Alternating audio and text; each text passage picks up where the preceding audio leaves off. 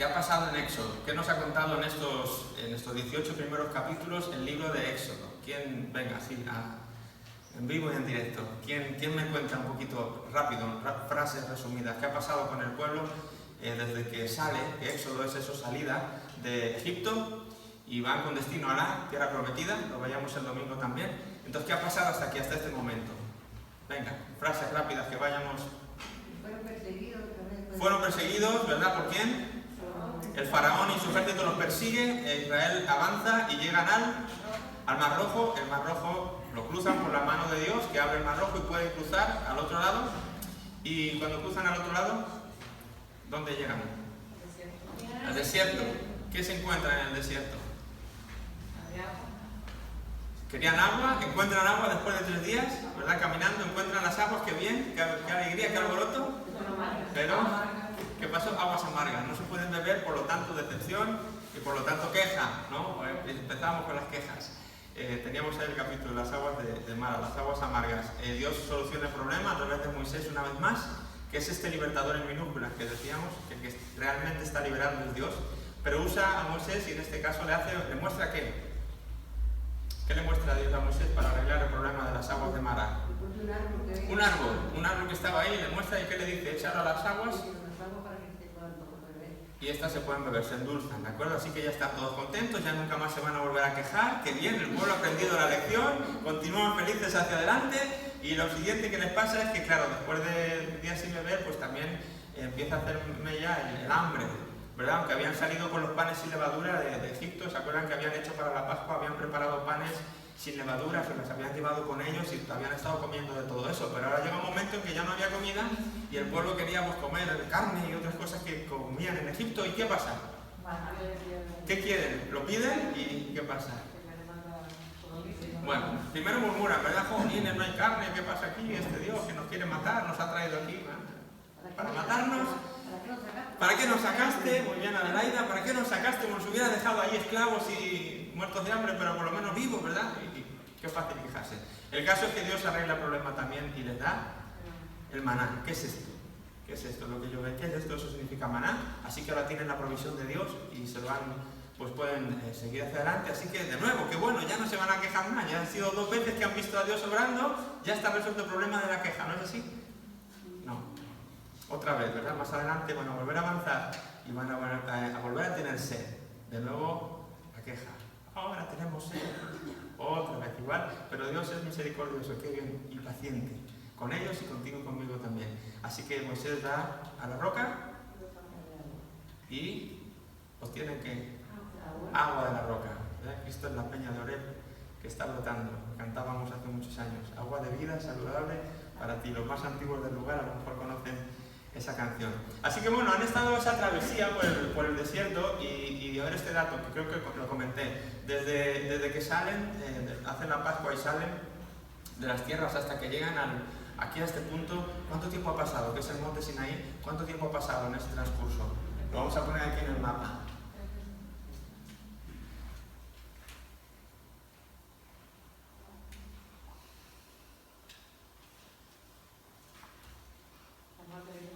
A ver, voy a contar uno, sí, porque este estaba, o no sé qué le pasa, pero conmigo no quiere trabajar. Seguro que se lo doy a Sergio y ya funciona, pero de momento, Sergio, por favor, no sé qué le pasa. Bueno, lo seguimos ahí. Entonces, desde que salen de las tierras de Gosén hacia arriba y hacen toda la travesía que hemos estado hablando, han pasado por Mara, por Elim, por el desierto de Sin, el Refidim, y han llegado ya al desierto de Sinaí, al monte de Sinaí. Ese recorrido hemos dicho que tardaron en hacerlo 3 meses, ¿vale? Estuvieron recorriendo todo eso que hemos contado, les ha llevado 3 meses hacerlo, y ya están en la base, por así decirlo, del monte Sinaí. En este monte es donde habíamos dicho que se le había aparecido Dios a Moisés por primera vez con la aparición en la zarza. ¿Se recuerdan? Esa zarza que ardía y no se consumía. Ahí fue donde estaba Moisés con los ganados y fue donde tuvo esta visión. Él era pastor en ese tiempo y es ahí donde Dios le dijo: a este monte te volveré a traer, ¿verdad? Así que quítate el calzado de los pies, porque este sitio donde aparentemente para ti es un sitio de trabajo es un lugar santo para mí, porque aquí van a ocurrir grandes cosas. Estamos en este momento ahora. Moisés, después de este tiempo, ha llegado de nuevo al monte Sinaí con un grupo más o menos de 2 millones de personas, decíamos, que eran los israelitas, los hebreos, y están ahí.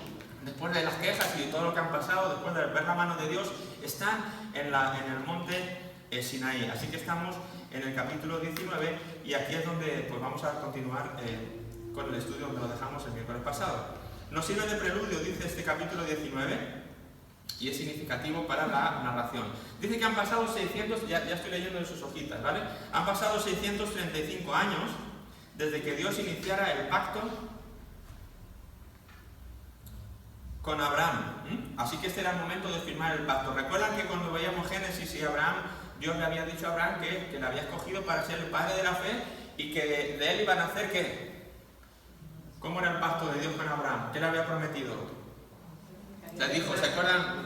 La arena de la tierra, las estrellas del cielo, ¿las puedes contar? Así será que tu descendencia, ¿verdad? Serás padre de multitudes y de naciones y te voy a bendecir para que sean bendición, ¿verdad? Ese era el plan original de Dios con Abraham, formar una nación. No era un plan con él expresamente, él era la primera piedra para después hacer una gran nación que fuera representativa de Dios en todos los pueblos de la tierra. Entonces, bueno, pasaba el tiempo, habían pasado 635 años y eso no había ocurrido, ¿verdad? ¿Cuántos hablan de paciencia? ¿Cuántos todavía están esperando alguna promesa de Dios? ¿Verdad? Y las cosas a veces no son tan rápidas como uno quisiera.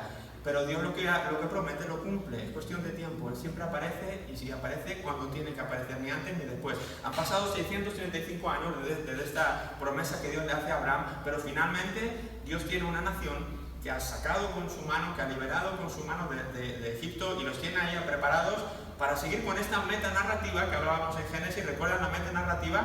Abraham es la primera piedra, después tenemos una nación que va a ser bendición para todas las naciones de la tierra. Mucho más adelante. Al principio era para el pueblo judío, pero después hasta los gentiles iban a formar parte de esa gran nación o de ese pueblo escogido de Dios.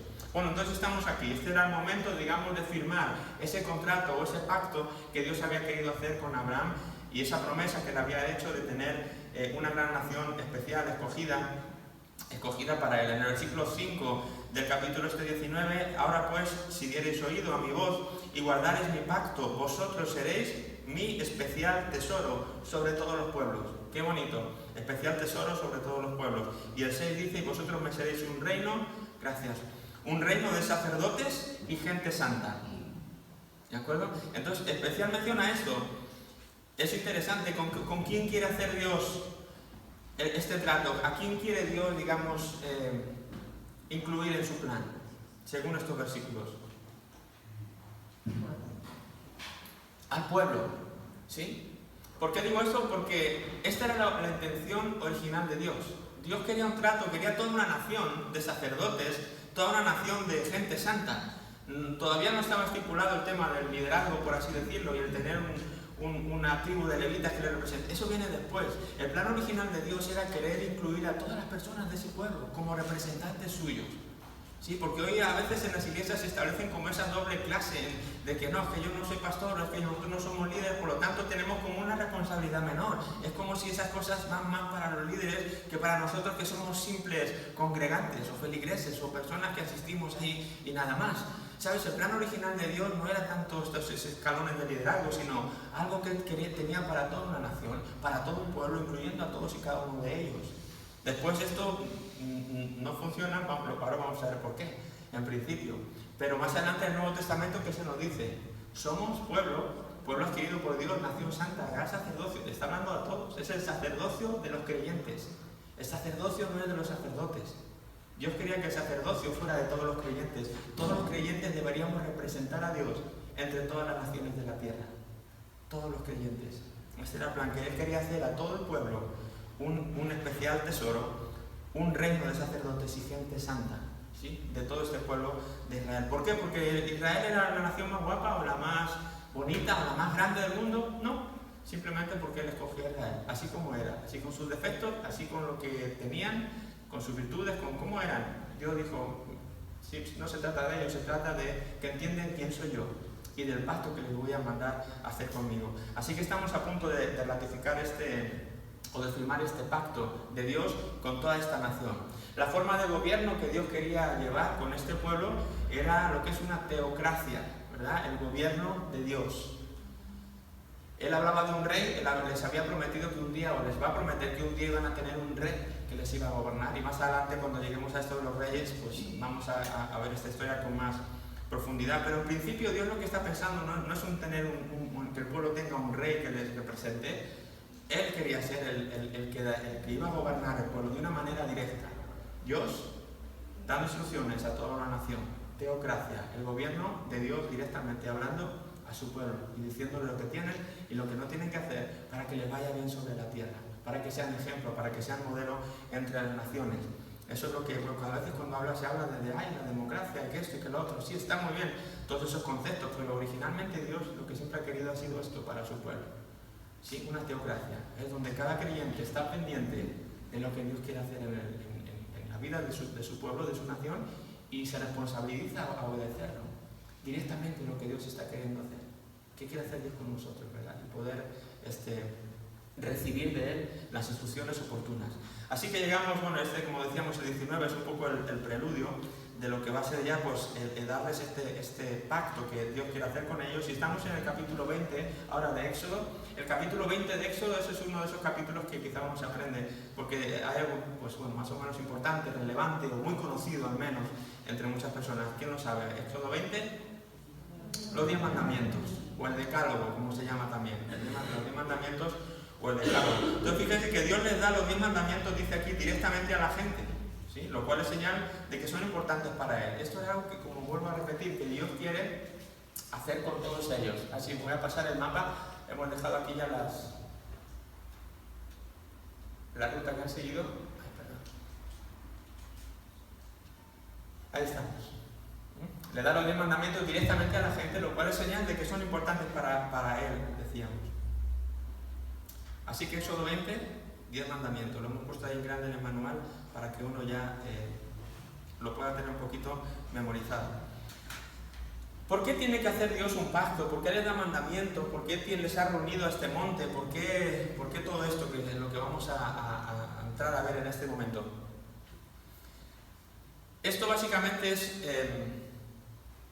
para ponerlo en términos actuales, hoy en día nosotros quizás nos compramos un aparato electrónico y para saber cómo funciona y sacarle todas las posibilidades que viene con él.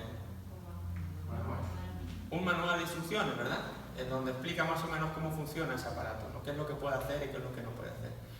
De alguna manera es el pacto que Dios está haciendo con su pueblo, es una especie de manual de instrucciones de lo que es el pueblo de Dios. Dense cuenta, aquí hay que ponerse en contexto, ¿verdad? Nunca había habido un pueblo de Dios en la tierra. Esto es la primera vez. Esto en este momento era algo pionero. Esto era algo novedoso. Vamos a ser el pueblo de Dios. ¿Qué es esto? O sea, ¿qué es ser el pueblo de Dios? ¿Verdad? Si a alguien que no haya visto nunca un microondas le dice, mira, esto es un microondas. Muy bien, ¿y eso qué es? Bueno, esto es un aparato que sirve para esto. Mira, aquí hay un instructivo para que tú sepas cómo se usa. No vayas a meter algo metálico, porque si metes algo metálico en el microondas probablemente se estropee el aparato. No lo vayas a sumergir, porque si lo metes en agua esto da una... ¿verdad? Y entonces están todas las instrucciones de seguridad de lo que se puede y no se puede hacer con el aparato, de las posibilidades que el aparato tiene, sirve para cocinar, se le puede poner descongelar alimentos, puede poner más, ¿verdad? Todas las posibilidades. ¿Por qué? Porque no se sabe lo que es eso y necesita que alguien se lo diga. Hasta ahora no había esa idea del pueblo de Dios, era tan solamente algo que Dios había prometido a Abraham, pero que nunca se había materializado. Ahora llegaba el momento, y esta era una nación que tenía 3 meses de libertad, que habían estado 400 años sometidos a una esclavitud de un imperio dominante, y era lo único que ellos conocían. Y ahora de repente se les dice que ellos son el pueblo de Dios, mi linaje escogido, mi nación santa, muy bien. Pero ellos venían de adorar a no sé cuántos ídolos, ellos venían de unas culturas muy distintas, con unas tradiciones y unas liturgias religiosas muy distintas, donde había un Dios para cada cosa, donde eso era lo que ellos habían estado viviendo en Egipto. Ahora salen y se les dice, sí, han visto la mano de Dios, han visto el poder de Dios, pero no saben bien qué es lo que espera Dios de ellos, o ellos qué pueden esperar de Dios, o cómo se tienen que comportar, o qué es eso de ser el pueblo de Dios. Dios ahora les está dando este manual de instrucciones de qué es ser, qué significa ser el pueblo de Dios, ¿verdad? Porque nadie lo sabía. Así que Moisés como líder está ahí siendo como el intermediario de coger este libro de manos de Dios y dárselo al pueblo. y decirles, esto es lo que significa ser el pueblo de Dios, esto es lo que Dios espera de nosotros, esto es lo que Dios puede hacer con nosotros, esto es lo que Dios espera de nosotros podemos esperar de Dios, ¿verdad? Alguien tiene que decírselo, no lo sabían. Era una nación que había estado ajena a todo esto. Este era el momento de ratificar este pacto, este era el momento, o como cuando uno va a un trabajo, ¿verdad? Oye, ¿te gustaría trabajar para la empresa tal? Bueno, sí, pero a ver, dime más. Bueno, mira, si tú trabajas para esta empresa, resulta que tienes que saber todas estas cosas, ¿verdad? Trabajar aquí, tú tendrías que cumplir con esto, con esto, con esto, con esto. La empresa se compromete a hacer esto para ti, esto y esto y esto y esto. Estos términos, este contrato, por así decirlo. Este es el momento de que el pueblo de Dios empieza a descubrir que hay un Dios que quiere funcionar de una manera distinta a como ellos jamás han funcionado, como ninguna otra nación ha funcionado. Esto debe ser explicado, esto se debe conocer. Si no, ellos no tenían manera humana de poder saber lo que Dios requería de ellos. Quizá Dios podía decirle, bueno, yo como su Dios espero sacrificios. Y ellos hubieran asumido automáticamente, ya sí, claro, sacrificios, como los que se hacían en Egipto. No, son sacrificios, pero son de otro tipo, son los de Dios, son de otra manera. Yo les voy a decir cómo son. Quizá los términos para ellos muchos eran conocidos, pero la manera de llevarlos a cabo, de ejecutarlos, iba a ser muy diferente a como se hacía en Egipto, a como ahora Dios espera que se haga. Por tanto, muchas palabras y muchas cosas para ellos estaban familiarizados con esas ideas, pero no sabían bien del todo cómo llevarlas a cabo, porque ahora Dios les iba a dar un giro. Lo quería hacer de una manera muy concreta y muy particular, y Dios se lo tiene que dar y se lo tiene que detallar. Así que están ahí, en el monte de Sinaí. Se están empezando a enterar que Dios quiere enseñarles a ser su pueblo, a ser su nación, y les ha dado estas tablas de la ley con los mandamientos. En ellos, dice, Dios atribuye responsabilidades fundamentales tanto hacia Dios como hacia su prójimo en su debido orden, hablando de los 10 mandamientos. Primero hay unos mandamientos en vertical y luego unos mandamientos en horizontal. Me encanta porque estas son dos cosas que siempre tienen que ir ligadas, ¿verdad? No podemos solamente centrarnos en lo que Dios requiere de mí en cuanto a mi relación con Él y luego olvidarme de lo que mi hermano me está pasando a mi lado. Los mandamientos involucran una parte que es lo que Dios espera de mí en cuanto a mi relación con Él, pero también lo que Dios espera de mí en cuanto a mi relación con los que están a mi alrededor. Y esto los 10 mandamientos lo vamos a ver. Los 10 mandamientos no eran como fórmulas mágicas para guardar o algo que tenían simplemente que, mira, esto se lo doy para que lo cumplan y si los cumplen entonces les va a ir bien. Quizá ellos entendían eso, en Egipto si uno cumplía con estas cosas, pues entonces eso nos protegía de desastres naturales o eso nos garantizaba ciertos privilegios, etcétera, etcétera. No se trataba tanto de guardar cosas para yo asegurarme algo, sino para que a través de esto yo pudiera realmente ser esa nación que Dios esperaba de mí. Iba mucho más allá de que fueran simples reglas, simples mandatos que ejecutar al pie de la letra de una manera fría. Era una manera de que Dios se pudiera mostrar a ellos, ellos pudieran ver a través de eso cómo era Dios y lo que Dios esperaba de que ellos pudieran transformarse de cara a los demás. La base de todo esto es que ellos van a ser los representantes de Dios en el mundo, por así decirlo. ¿Sí? Esa era la idea. Que este pueblo entendiera que estaban siendo escogidos como un especial tesoro sobre todos los pueblos y una gente que se comportaba distinto a todas las demás naciones, que sus tratos eran distintos, que su manera de actuar era distinta. Y los mandamientos les iban a ayudar a descubrir eso. Pero no se trataba de hacerlo de una manera religiosa o legalista. No, pues yo los cumplo, ya sí, pero si los cumples, pero si no amas, realmente no has entendido bien el trasfondo de los mandamientos, por así decirlo.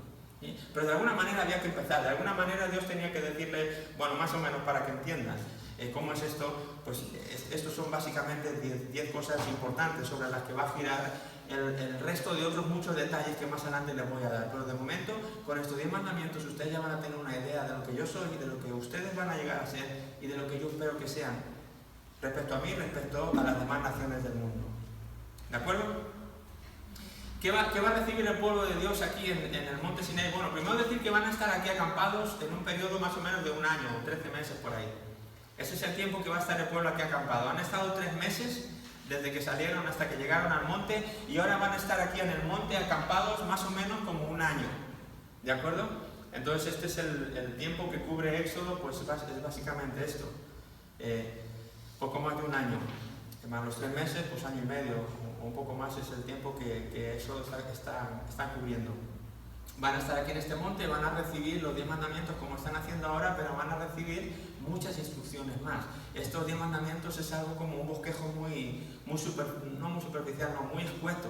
Pero a continuación no solamente eso, le va a dar un montón de leyes más que son las que se desarrollan a continuación en los siguientes capítulos, donde hay un montón de normas ahora de convivencia. Acuérdense que son 2 millones de personas conviviendo juntos. Ya no solo un viajecito de 3 meses, es que ya van a estar habitando y conviviendo juntos durante unos añitos. Y todavía no sabían lo de los 40 años del desierto. Pero bueno, había que establecer normas. Había que establecer normas de cómo hacemos y cómo se vive aquí, ¿no? Cómo nos constituimos en una sociedad. Entonces había normas de higiene, normas sociales, normas de todo tipo. No solamente eran normas religiosas, o qué es lo que espera Dios de mí desde un punto de vista religioso. También había normas muy prácticas en cuanto a cómo hace un pueblo de 2 millones de personas para vivir juntos y que se guarden o se eviten de muchas cosas. Entonces todas esas instrucciones son las que en estos capítulos se nos van a dar. Todavía en el capítulo 20, leyendo aquí, cuando el pueblo ruega no hablar directamente con Dios, se les recuerda el hecho de que no caigan en la idolatría, ¿verdad? El pueblo tiene miedo porque Dios se ha mostrado a ellos aquí en este monte de una manera bastante impresionante, ¿verdad? Él ha querido como decir, quiero que sepan quién soy yo, que ya me han visto lo que he hecho en estos 3 meses con ustedes, pero ahora a la hora de entrar en pacto conmigo, quiero que ustedes vean quién soy yo. Y Dios se muestra de una manera fuerte, ¿verdad? De una manera firme. Hasta el punto que el pueblo empieza a tener miedo de ese Dios. Ay, caray, este no es un Dios tan sencillito como nosotros, ¿verdad? No es un Dios que podamos manejar a nuestro antojo, no es un Dios que solamente lloramos con el líder y nos da lo que queremos. Nos da un poquito, nos intimida un poco, por así decirlo, este Dios. Dios no quería en su corazón hacer eso, Dios no quería intimidar a la gente, pero sí quería que el pueblo supiera que realmente se estaban tratando con un Dios de poder. ¿Por qué? Porque lo iban a necesitar. Iba a llegar momentos más adelante en los que iban a tener que estar confiados y saber que su pueblo es poderoso, porque iban a requerir, ¿verdad?, conocer eso para abordar situaciones muy difíciles. Pero Dios no quería asustarles, Dios no quería decir algo, que voy a infundir miedo en ellos, que me teman. No, el temor del Señor es un temor de otro tipo, es un temor reverente, es un temor de, al ver esa grandeza, uno cae rendido y quiere agradarle, y quiere honrarle, pero no es para tener miedo y apartarme y esconderme y decir, no, vete tú y me cuentas lo que ese Dios tiene que decir. No era eso lo que Dios quería provocar en ellos. Sin embargo, es un poco la reacción que ellos toman. No, hay que miedo nos da este Dios. Moisés, ve tú y luego no nos cuentas, ¿verdad? Y a veces es una tendencia que quizá también se nos puede pegar, ¿verdad? Dios no quiere que tú le tengas miedo.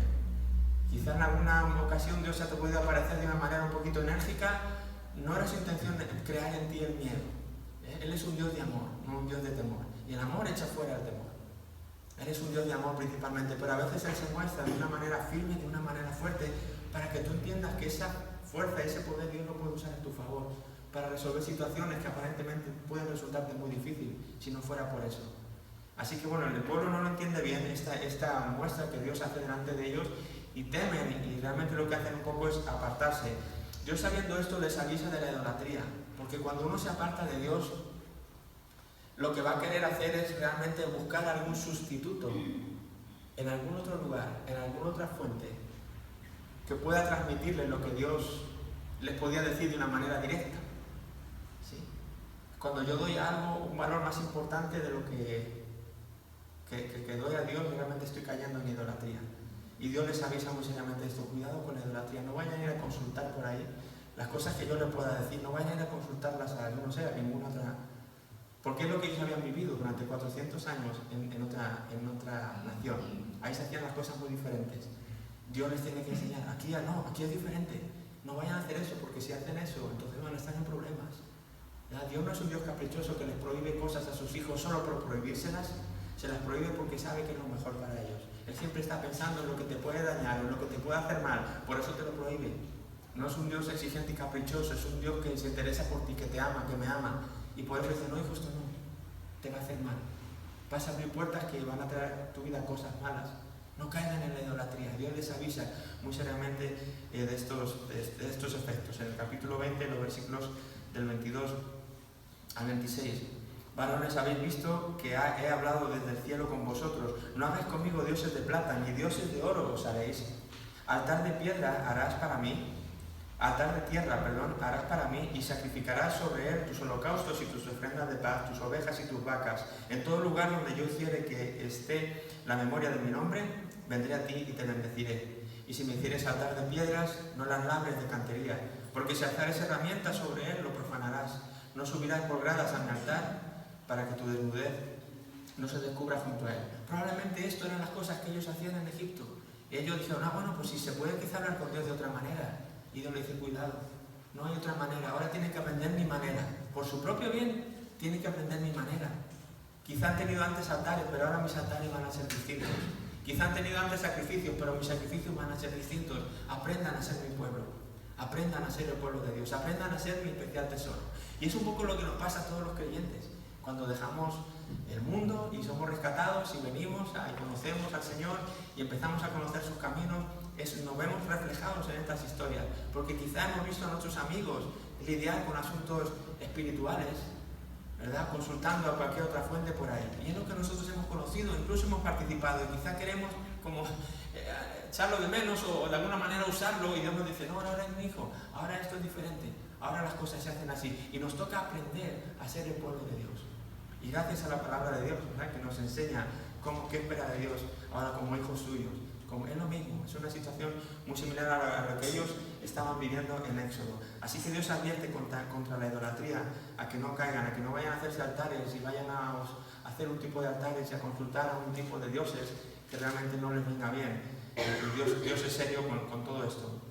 Lo ha sido serio también con los 10 mandamientos, les ha hecho muy claro al principio de este capítulo 20 lo que él esperaba de ellos. Desde el versículo 2 del capítulo 20 le dice, yo soy Jehová tu Dios, que te saqué de la tierra de Egipto, de casa de servidumbre.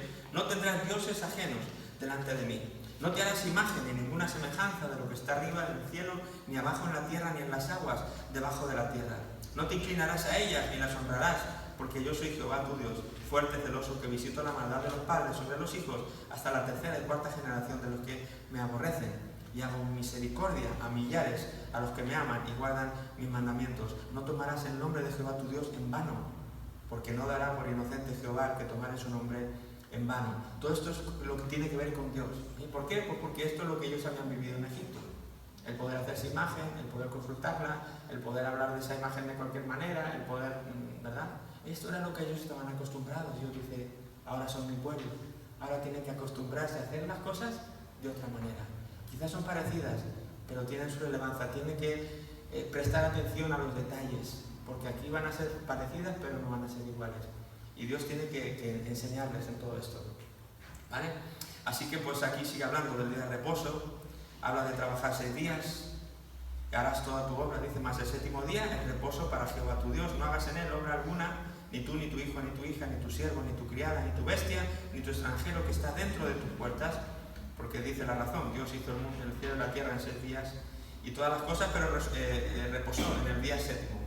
Así que bendijo Jehová el día de reposo y lo santificó. Después dice, honra a tu padre y a tu madre, para que tus días se alarguen en la tierra que Jehová tu Dios te da. Y ya empezamos con todo este tipo de otra vertiente, por así decirlo, horizontal en cuanto al trato con los padres, trato con los semejantes. No matarás, no cometerás adulterio, no hurtarás, no hablarás contra tu prójimo, falso testimonio, no codiciarás la casa de tu prójimo, la mujer de tu prójimo, ni su siervo, ni su criada, ni su buey, ni su asno, ni cosa alguna de tu prójimo.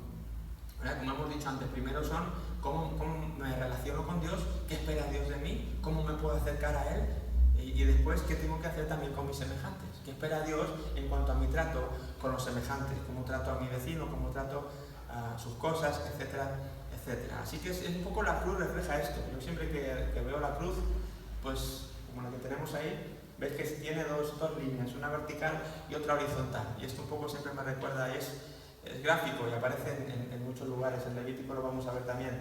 Pero es como eso, ¿no? Mi línea, un madero, el vertical, eso me habla un poco de mi relación con Dios, y el otro madero, el horizontal, es el que me habla de mi relación con mis semejantes, ¿verdad? Entonces, así se resumió también la ley, Jesús lo resumió. Amarás a Dios sobre todas las cosas y a tu prójimo como a ti mismo. Es un poco la cruz dibujada de esta manera, 2 líneas. ¿De acuerdo? ¿Alguna pregunta, alguna cosa que alguien tenga que quiera, o algo que quiera añadir? doy la oportunidad de hacerlo ahora. Si no, continuamos. ¿Todo bien? Muy bien, el libro del pacto, ahora en los capítulos 21, 22 y 23, el libro del pacto, son los detalles de lo que significan los 10 mandamientos de una manera práctica. Como hemos dicho, eran como un bosquejo muy simple, ¿verdad? Muy al grano, pero todo eso tiene un montón de ramificaciones. Habría que darlo de una manera más detallada y estos 3 capítulos van a cubrir todo esto. Cubren varios aspectos de lo que es la vida en sociedad. Como hemos dicho, van a estar aquí un año acampados en el monte Sinaí y van a tener que convivir y relacionarse entre ellos y soportarse los unos a los otros y pues lo que es un vecindario, ¿no? Van a tener que vivir en vecindad. Entonces aquí se van a dar ahora leyes o normas en cuanto al trato de los esclavos y a los siervos, ¿verdad? Puede haberlo, pero el trato va a ser muy diferente al que quizá habían visto o incluso tolerado o realizado en Egipto. ¿De acuerdo? Va a haber también leyes o aspectos de la vida en cuanto a la compensación y a las penas de los daños causados si causas algún daño a alguno de tus vecinos, de las personas que están ahí contigo, las propiedades, violaciones, justicia en los tratos con los demás, la adoración, todos esos aspectos de lo que es ser el pueblo de Dios se tienen que aplicar. Y por eso van a estar aquí un tiempecito, un añito, aprendiendo. ¿Qué es lo que espera de mí, Dios de mí, en cada aspecto de mi vida? ¿Sí? Y igual nos pasa hoy. Dios no solamente está interesado en lo que hacemos cuando nos reunimos aquí. Dios está igual de interesado en lo que hacemos cuando estamos en la escuela, o cuando estamos en el trabajo, o cuando estamos en casa. Cómo me comporto con mi familia, cómo me comporto con mis vecinos, cómo me comporto con las personas que pasan por la calle. Es tan importante como me relaciono con Dios, cómo oro, cómo alabo, cómo adoro. Es igual de importante para Dios. Todo lo que hacemos, no es secular y sagrado, todo es sagrado para Dios. Toda nuestra vida, cada aspecto y detalle pequeño de nuestra vida, Dios está interesado en ello. Y quiere que seamos, ¿qué? Un reino escogido, un reino de sacerdotes, una nación santa, un tesoro especial. Gente que podamos de alguna manera ser los representantes de Él aquí en la tierra. ¡Qué responsabilidad tan grande! ¿No os parece? ¡Qué responsabilidad tan grande! ¡Qué bonito a la vez que Dios nos haya elegido para eso! Y aunque la tarea pueda parecer abrumadora, Señor, pero ¿cómo te voy a representar? Si no en tus fuerzas o en mis fuerzas, imposible, lo tenemos que dejar a un lado. Pero Él sí puede. Y si nosotros cada día nos rendimos a Él, por la mañana le entregamos nuestro día, Señor, ayúdame hoy, sé tú en mí, ¿verdad? Que tu palabra, por eso es importante leer la palabra, para que esto vaya calando en nuestra mente y en nuestro corazón, y la obra, como decía antes, sea de algo que surge de dentro y va hacia afuera. A veces queremos cambiar así como desde fuera hacia adentro y no funciona, es de dentro hacia afuera. Es Él en mí y dejando que eso ahora se manifieste hacia afuera. ¿Seremos perfectos? Seguramente no, ¿verdad? Pero es nuestro anhelo, el poder cada día ser un poquito más semejantes a Él. Terminan con la promesa de la guía divina y la conquista de Canaán, siempre que el pueblo guarde el pacto. Israel va a tener que aprender que esto no es solamente algo que dependa de Dios. El pacto que Dios está queriendo hacer con ellos no es algo que depende única y exclusivamente de Dios. El pacto es algo que hacen entre dos partes. Por lo tanto, para que el pacto funcione, van a ver que es muy bonito tener a Dios de su lado, pero también su responsabilidad es, yo tengo que guardar mi parte, si no, eso no lo voy a ver. Dios siempre cumple su palabra, Dios siempre cumple sus promesas, Dios siempre guarda sus pactos. Jamás Dios va a romper un pacto, digamos, de su lado. Siempre los pactos se rompen por el nuestro, porque nosotros fallamos de alguna manera. Siempre, eso es algo que siempre es así. Entonces el pueblo tiene que aprender que, claro, Dios está dispuesto a ayudarme, pero yo tengo que colaborar. Hay una parte que yo como creyente tengo que hacer. No es todo automático, no es todo que Dios lo hace todo. Dios me lo explica, Dios es paciente, Dios está conmigo, pero hay una parte en la que yo tengo que asumir mi responsabilidad y saber que si yo obedezco, entonces las cosas funcionan como Dios dice y Dios se compromete a hacer lo que ha dicho. Pero si yo no puedo obviar mi parte de responsabilidad y querer que el pacto se siga cumpliendo y que Dios siga cumpliendo fielmente a lo que dijo, esto al pueblo le va a costar tiempo asimilarlo y verlo, pero la promesa estaba ahí. Dios les iba a guiar divinamente, les había prometido la conquista de la tierra prometida que le había prometido a Abraham y ahora a ellos como nación, pero también había una parte que Dios iba a exigir de ellos, una responsabilidad que iba a exigir de ellos de obediencia a las cosas que Dios les estaba dando aquí en el monte Sinaí. Era como decir, depende de ustedes, chicos. Yo estoy dispuesto a cumplir mi parte, pero depende de ustedes.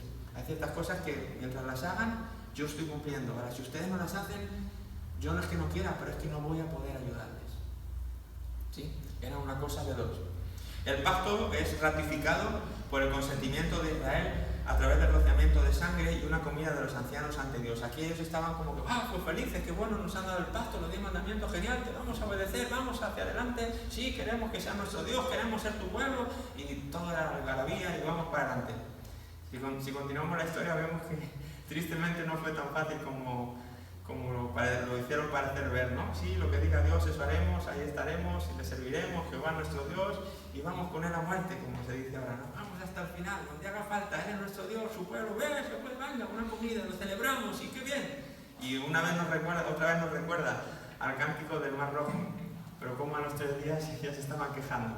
¿Sí? Una vez más es lo que vamos a tener después, pero bueno, hasta ahora esto es así. Dios ha dado el pacto, Dios ha dado sus mandamientos, les ha explicado todas estas leyes que deben de guardar para poder ser su pueblo, y con un derramamiento de sangre pues es una manera de ratificar estos pactos.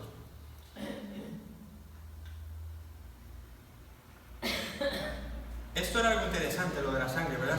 El otro día hablábamos, Juanjo y yo, de lo del tabernáculo, todo lo que vamos a ver, ¿no? Esta época de los sacrificios, que tenía ese componente sangriento, ¿verdad? De cada vez que había que perdonar algo, pues había que coger un animal y tenía que morir, y la sangre, pues tenía que ser un poquito, no sé cómo, a veces lo leemos aquí de una manera despegada, pero si estuviéramos allí en el desierto, con el calor del desierto, y ahora haciendo sacrificios y matándolo y demás continuamente, como que, no es un cuadro muy así, pero era algo muy gráfico para que el pueblo entendiera que el pecado, y todo esto apuntaba, claro, no solamente para su tiempo, apuntaba a Jesucristo y a lo que un día iba a hacer en la cruz, pero era una manera de hacerles entender que Dios no puede dejar el pecado impune, Dios no puede dejar el pecado sin castigar, y que cuando hay pecado, entonces Dios no puede estar, por así decirlo, en relación con esa persona que ha pecado.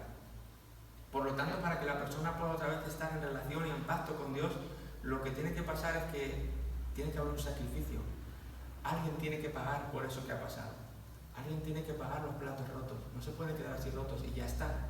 Alguien tiene que pagar los platos rotos. Cada vez que pecamos, hay un animalito que tiene que morir y dar su vida. Y de alguna manera esa vida, antes pensaban que en la sangre estaba la vida.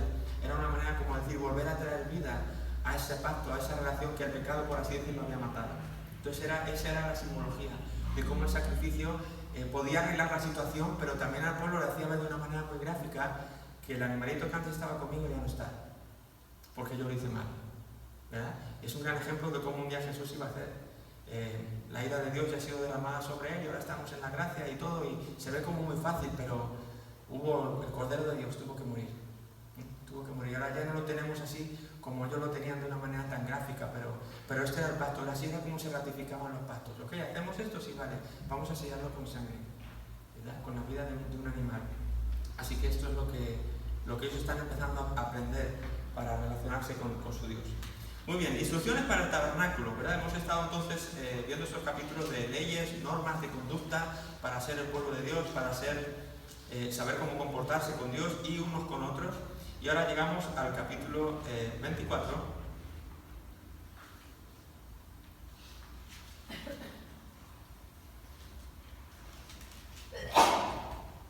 Y nos encontramos con las instrucciones para un tabernáculo, desde el 24 hasta el 31. ¿De acuerdo? En todos estos capítulos vamos a estar viendo esta idea del tabernáculo. ¿Qué es esto del tabernáculo?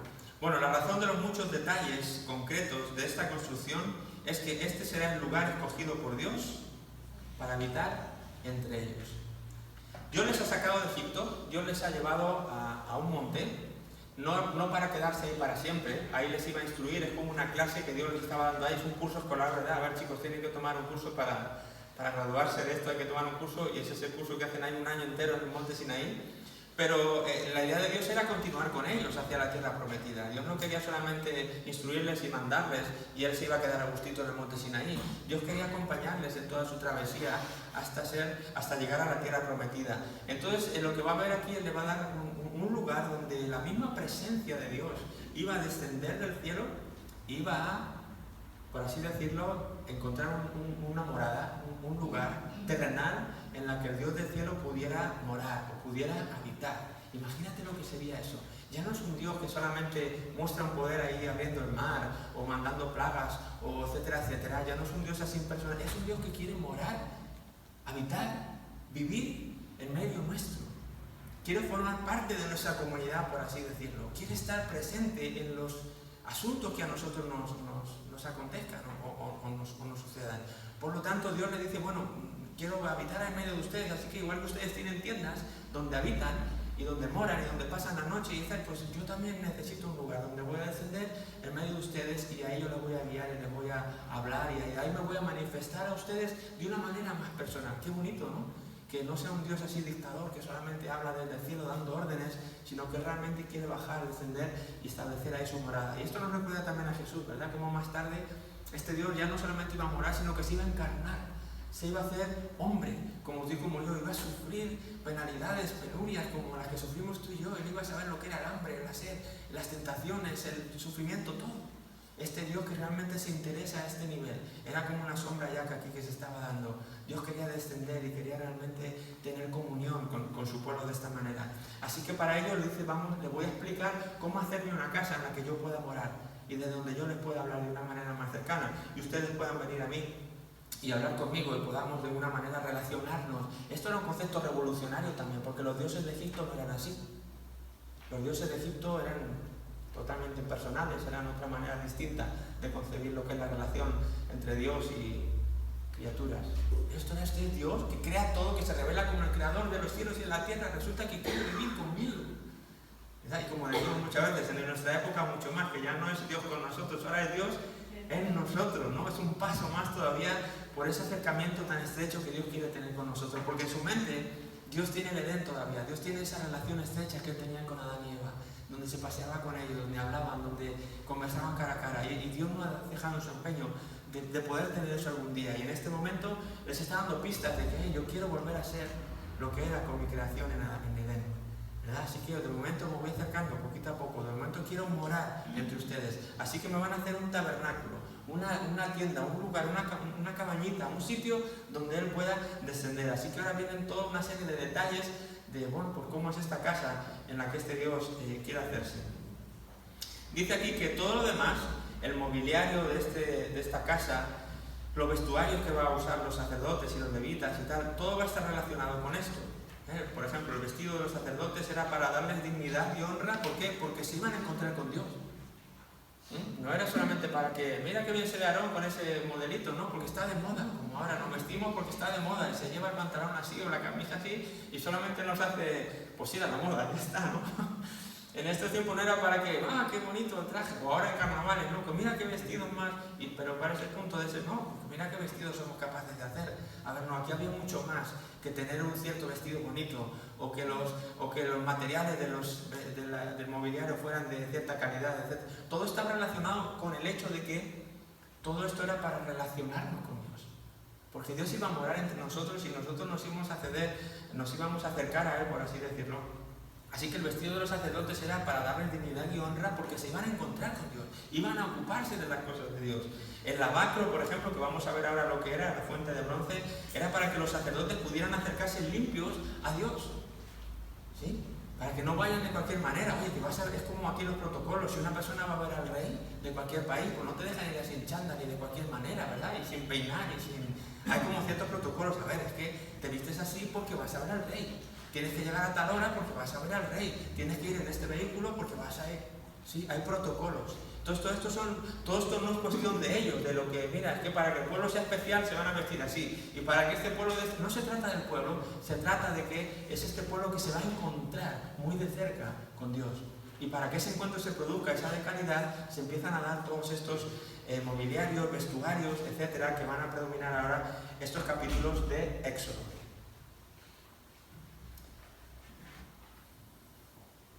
Esta sección aquí dice que termina con una referencia al mandamiento de guardar el día de reposo, que es algo que está relacionado con el reposo de Dios del séptimo día. ¿De acuerdo? Vamos a ver alguna, no sé si lo tengo aquí en esta, sí, alguna foto para darnos una idea de qué era esto del tabernáculo. ¿Vale? Bueno, quizá ya todos los que están familiarizados con ello, pero quizá hay personas que no. Entonces, para que sea un poquito más gráfico de lo que vamos a ir viendo, aquí en el manual también he puesto algunos dibujos, quiero recordar, de la tienda del mobiliario. Entonces El tabernáculo en sí pues es todo lo que ven ahí. Todo esto es el tabernáculo, desde el perímetro este blanco que está marcado, ¿verdad? Incluyendo esto y todo esto, ¿verdad? Todo este perímetro sería el tabernáculo de Dios. Ellos estaban acampados aquí, todas estas tiendecitas pequeñitas, pues son las tiendas donde estas personas del pueblo de Dios moraban. Las tiendas tenían que estar dispuestas de cierta manera, en los 4 lados, en este lado, aquí y aquí, en las 4 partes alrededor del tabernáculo era donde el campamento se debía de montar. Todo esto es un protocolo muy minucioso y detallado, ¿de acuerdo? No se podía llegar a poner las tiendas como cada uno quisiera. Dios les va a empezar a ver que Dios es un Dios de orden y que quiere las cosas de cierta manera, y que si ya ha dicho así, no pueden ser así, ¿verdad? Hay muchos detalles que Dios le va a exigir y que quiere que se guarden. Entonces el pueblo acampaba ahí alrededor, como digo, con las tiendas, y aquí era realmente el tabernáculo donde Dios descendía. ¿De acuerdo? Esto tenía una sola entrada que siempre tenía que ser apuntando al este.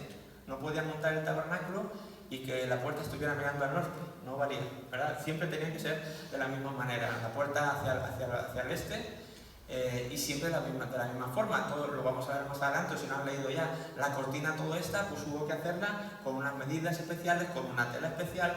Las columnas que van sujetando aquí, estas columnitas que van sujetando la tela, tenían que ser de una cierta manera, de una cierta medida, todo estaba medido y calculado. Dios nos dijo, construyanme ahí una casita como ustedes vean, que sea más o menos así modesta y sencilla, y ya como ustedes crean. No, estaba todo detallado.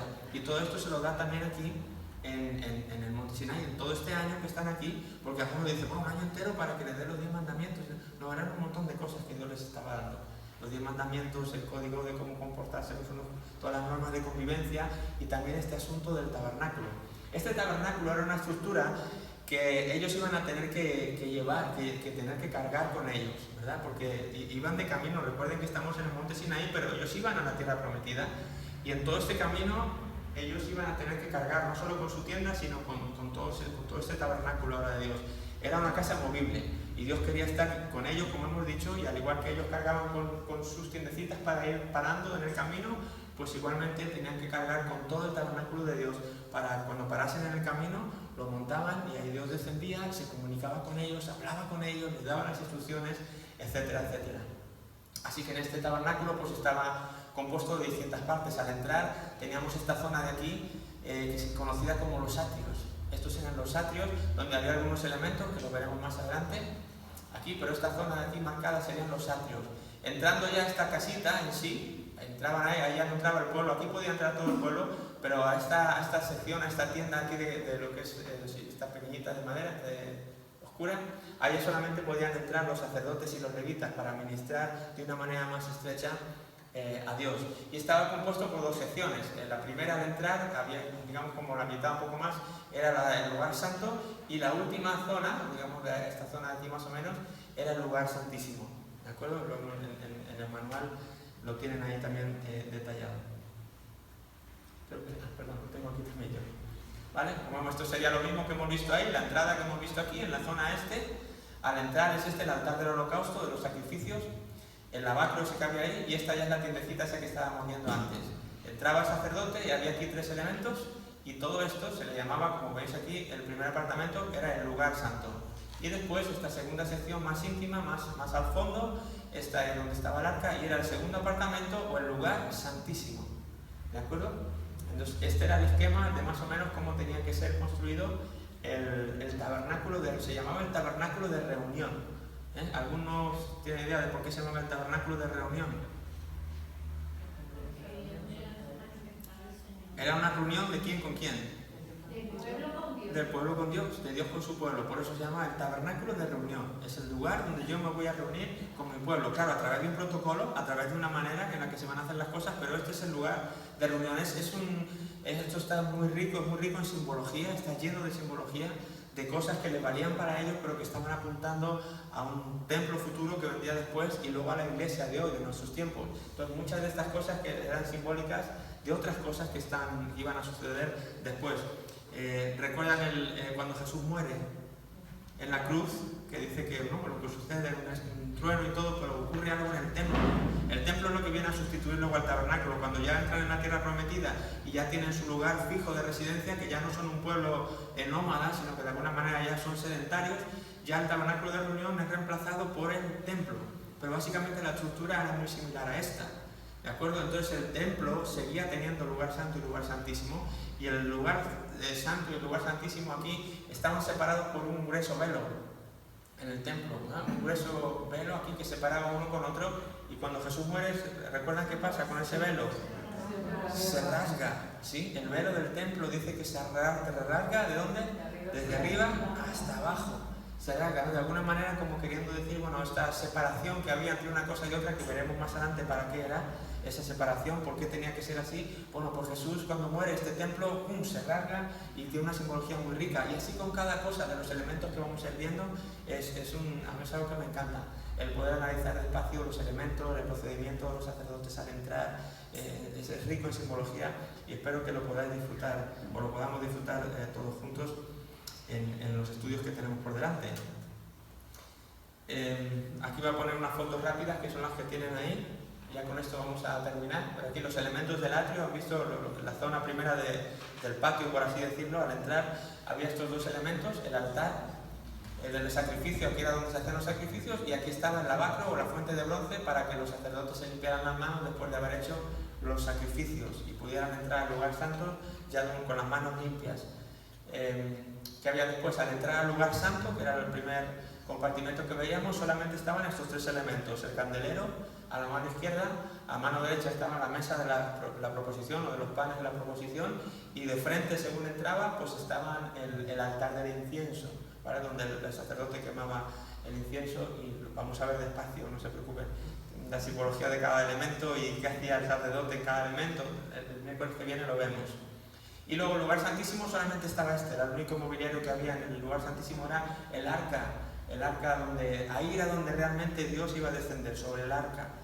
Concretamente de todo el tabernáculo donde la presencia de Dios descendía era sobre el arca, era un lugar donde solamente el sumo sacerdote podía entrar, y una vez al año nada más. También tiene mucha simbología, muy rico en simbología. Esa sería la tienda de reunión por dentro, ¿eh? El sacerdote entraba, a la derecha la mesa de los panes de la proposición, a la izquierda el candelero, y de frente la mesa del incienso.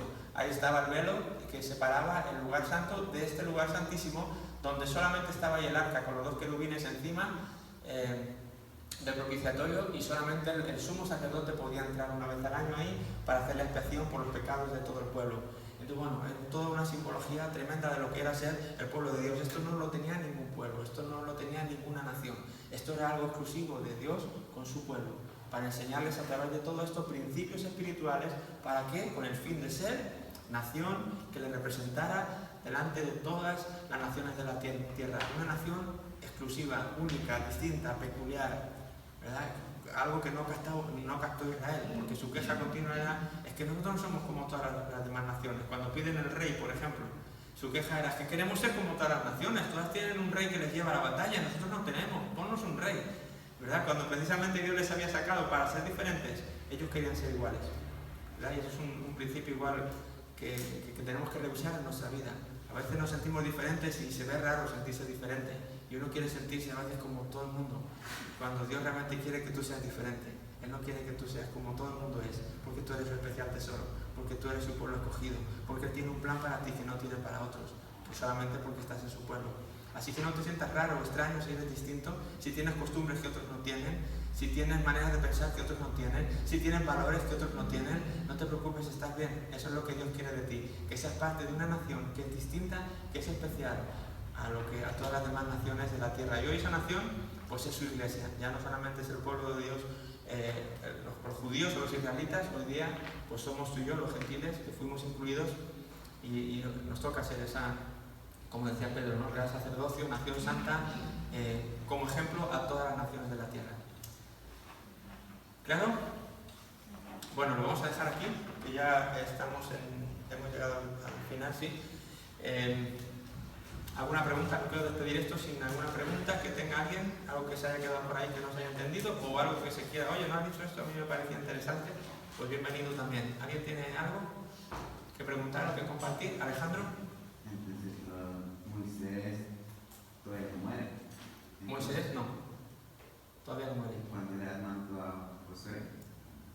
más adelante. Aquí estamos, recuerden, han pasado 3 meses nada más desde que salimos de Egipto. Hemos llegado al monte Sinaí, vamos a estar ahí un año recibiendo todo esto y después de ese año continúan avanzando. Cuando continúan avanzando, ahí vamos a entrar en el libro de Números. Ahí es cuando llegan a las puertas de la tierra prometida, y a las puertas de la tierra prometida es cuando ellos realmente, el pueblo, mandan espías a reconocer la tierra, y al no creer que Dios podía darles la tierra prometida, Dios les manda estar 40 años por el desierto. En esos 40 años del desierto Moisés sigue con ellos. A Moisés le dijo, tú vas a ver la tierra pero no vas a poder entrar. Ya veremos por qué. Pero entonces todavía quedan otros 40 años, después de este tiempo de este año aquí, queda otros 40 años de dar vueltas. Y es después de esos 40 años cuando ya se levanta Josué, que va a ser el sucesor de Moisés, y ahí así van a entrar a la tierra prometida, y ahí es donde muere Moisés. Pero aquí todavía no, aquí le quedaban como 40 años de vida todavía a Moisés. Muchas experiencias que vivir en este punto. ¿Algo más? ¿Nada más? Bueno, pues vamos a orar. Señor, te damos muchas gracias por este tiempo que nos has permitido tener en torno a tu palabra. Gracias, Señor, por hacernos llegar esta palabra tan maravillosa, que no es un libro más, Señor, que una vez más nos inclinamos ante tu palabra, ante tu presencia, y te pedimos que podamos seguir siendo transformados y lavados por ella, Señor. Y entendemos que no solo de pan vivirá el hombre, sino de toda palabra que sale de tu boca. Espíritu Santo, que sigue dándonos iluminación para poder entender tu palabra, no solo con la mente, sino con nuestro corazón también. Y que estos principios que estamos estudiando podamos aplicarlos a nuestro diario vivir aquí en el año 2017. Y que podamos realmente tomar más conciencia plena de lo que significa ser tu pueblo hoy día, y de poder representarte ante todas las demás naciones en las que estamos hoy, Señor. Ayúdanos, confiamos en ti, no en nuestro poder, para llevar esto a cabo, Señor, y te pedimos que nos despidas también en paz, que donde quiera que vayamos en este momento, tu presencia vaya con nosotros, Señor, y que aún podamos tener la oportunidad de poder estar atentos a tu voz y a lo que tú quieras hacer con nosotros en este día y en lo que queda de semana, Señor, hasta que volvamos a vernos. Te queremos bendecir y darte la gloria y la honra en el nombre precioso de Jesús. Amén. Muy bien, pues que Dios le bendiga. Estamos despedidos.